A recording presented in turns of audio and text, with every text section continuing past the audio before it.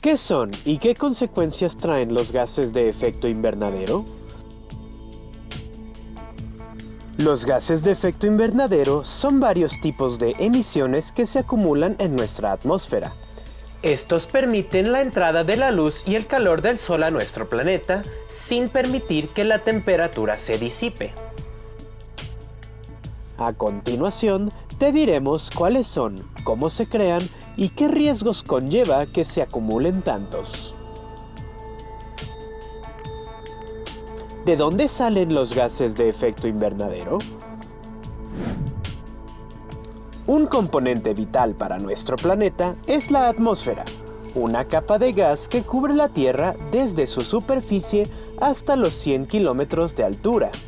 En ella se encuentra el aire que respiramos, la capa de ozono que nos protege de la radiación solar y una concentración de dióxido de carbono y otros compuestos cuyas cualidades térmicas han disparado lo que hoy conocemos como cambio climático. La primera persona en documentar este fenómeno fue el científico sueco Svante Arrhenius, quien en 1896 afirmó que existe una relación entre la densidad de CO2 en la atmósfera con la temperatura en la Tierra. El dióxido de carbono. El dióxido de carbono es el principal gas de efecto invernadero, conformando 3/4 partes de estos. Se encuentra en la atmósfera de forma natural gracias al ciclo del carbono, y su presencia ayuda a mantener la temperatura de la Tierra entre los 15 grados y 20 grados centígrados. Esto ha permitido que se desarrolle la gran biodiversidad que hay en la Tierra. Sin embargo, las actividades humanas han incrementado sus niveles hasta llegar a las 424 partes por millón en mayo del 2023, más del doble de lo que existía antes de la Revolución Industrial hace unos 260 años. Gran parte del CO2 que se acumula en la atmósfera proviene de la quema de combustibles fósiles. Por ejemplo, al usar derivados del petróleo como gasolina, un automóvil de tamaño mediano puede liberar hasta 143 gramos de CO2 por kilómetro recorrido. El metano. El metano representa el 16% de las emisiones de gases de efecto invernadero en el mundo. Es un gas más ligero que el aire y altamente volátil. Puede permanecer en la atmósfera hasta 12 años, sin embargo, su capacidad para retener el calor es hasta 84 veces mayor que la del CO2 en un periodo de 2 décadas. El 31% de la concentración de este gas en la atmósfera proviene de actividades del sector energético, siendo el principal componente del gas natural y es liberado en todos los procesos relacionados a este, desde su extracción hasta su empleo, al igual que con el uso del carbón y del petróleo. El metano es también un subproducto de la digestión en los seres vivos, ya que es expulsado con los desechos sólidos. El mayor excretor de metano es el ganado con un 58.2% comparado con un 28.7% de los demás desechos sólidos, que generan el gas en su proceso de descomposición. De acuerdo al Fondo Monetario Internacional, existen alternativas para disminuir las emisiones del metano.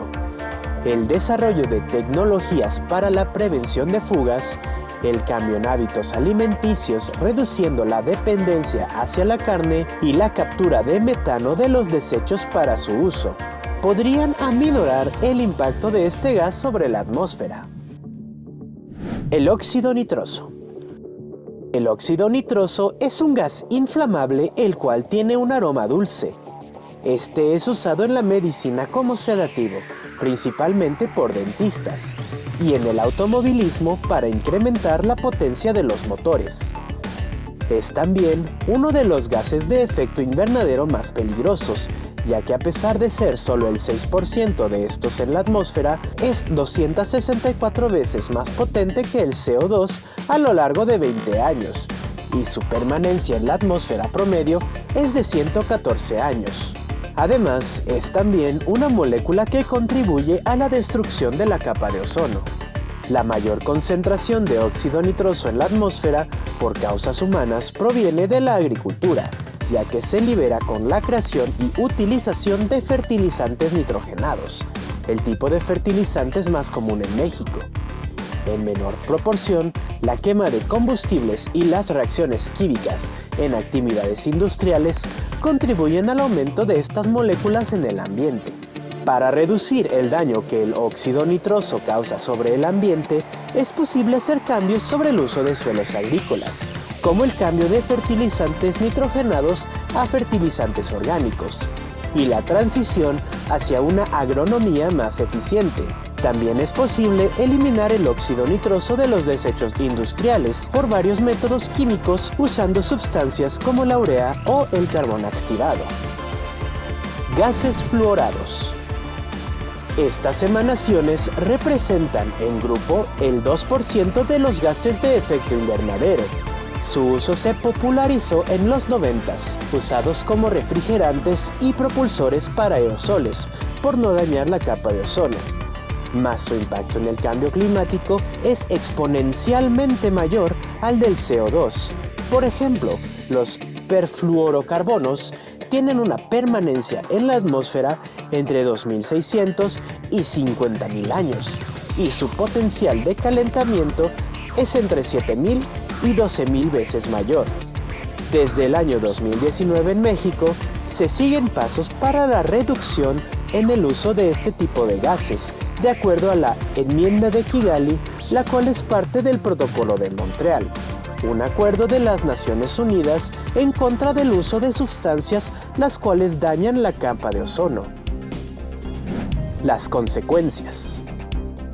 La manifestación más clara de los efectos de los gases de efecto invernadero es el calentamiento global, pues su presencia en la atmósfera ha provocado que en México el promedio de temperatura aumente en 1.7 grados centígrados en los últimos 50 años. Al elevarse la temperatura, la evaporación del agua es mayor, lo que ha impulsado la sequía y la desertificación en nuestro país.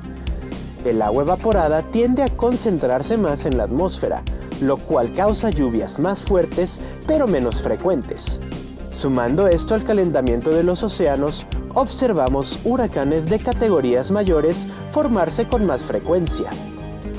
Por último, el cambio en la calidad del aire ha traído enfermedades de las vías respiratorias y la alteración de los ecosistemas ha permitido el brote de enfermedades no nativas como la Zika, el dengue y el chikungunya. ¿Y ahora qué hacemos? El paso del reciente huracán Otis demuestra la importancia de tomar acciones rápidas contra el calentamiento global.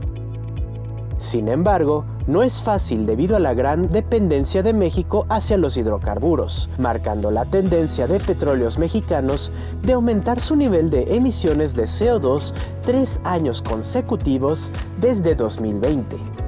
Aún así, México ha firmado y ratificado el Acuerdo de París, otro protocolo de la ONU para combatir el cambio climático, y de acuerdo a la Sedena, se ha puesto como objetivo incrementar la cantidad de energía generada por fuentes limpias al 35%, así como la reducción de emisiones de gases de efecto invernadero.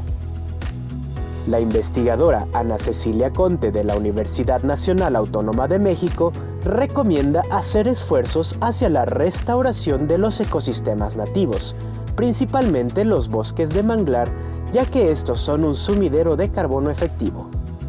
En Jalisco, la investigadora doctora Maidés Bárcenas Castro de la Universidad de Guadalajara aconseja limitar la expansión de zonas metropolitanas. Esto protegería zonas silvestres, en especial a la flora, y reduciría el impacto de los transportes a base de gasolina al reducir su área operativa.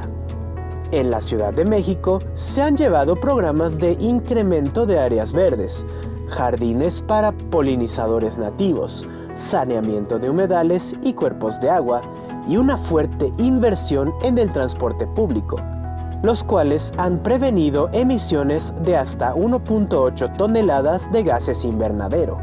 Todo parte del Programa Ambiental y de Cambio Climático de la Ciudad de México, el cual está activo desde 2019.